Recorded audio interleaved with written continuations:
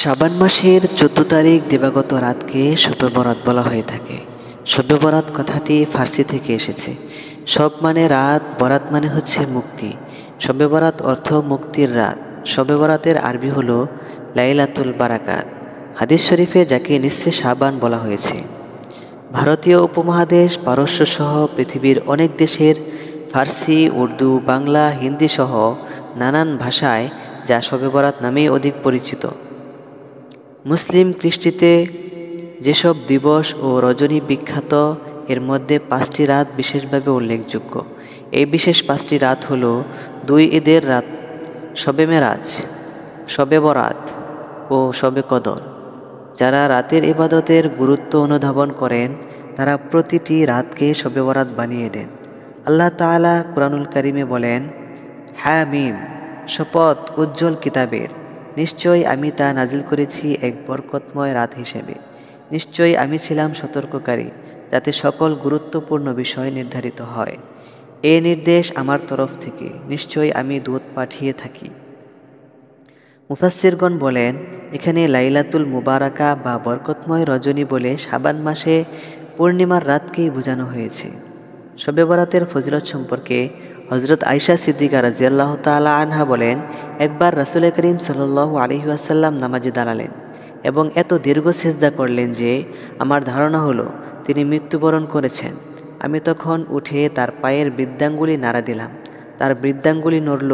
তিনি সিজদা থেকে উঠলেন এবং নামাজ শেষ করে আমাকে লক্ষ্য করে বললেন, হে আয়েশা, তোমার কি আশঙ্কা হয়েছে?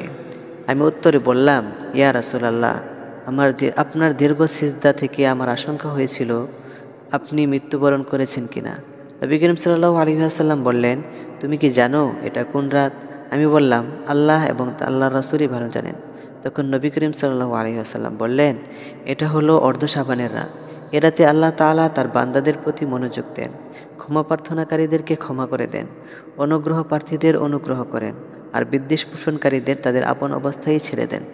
হযরত আয়েশা সিদ্দিকা রাদিয়াল্লাহু তাআলা আনহা শবে বরাতের ফজিলত সম্পর্কে আরও বলেছেন যে নবী করিম সাল্লাল্লাহু আলাইহি ওয়াসাল্লাম এই রাতে মদিনার কবরস্থান তথা জান্নাতুল বাকিতে এসে মৃতদের জন্য দোয়া ও ইস্তিগফার করতেন।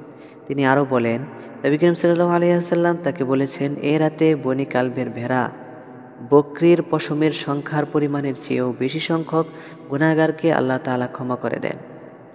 শবে বরাতের নফল নামাজ ও ইবাদত। রাসূল করিম সাল্লাল্লাহু আলাইহি ওয়াসাল্লাম বলেন, যখন শাবানের মধ্য দিবস আসবে তখন তোমরা রাতে নফল ইবাদত করবে ও দিনে রোজা রাখবে। ইবাদতের মধ্যে শ্রেষ্ঠ হলো নামাজ, সুতরাং নফল ইবাদতের মধ্যে শ্রেষ্ঠ হলো নফল নামাজ।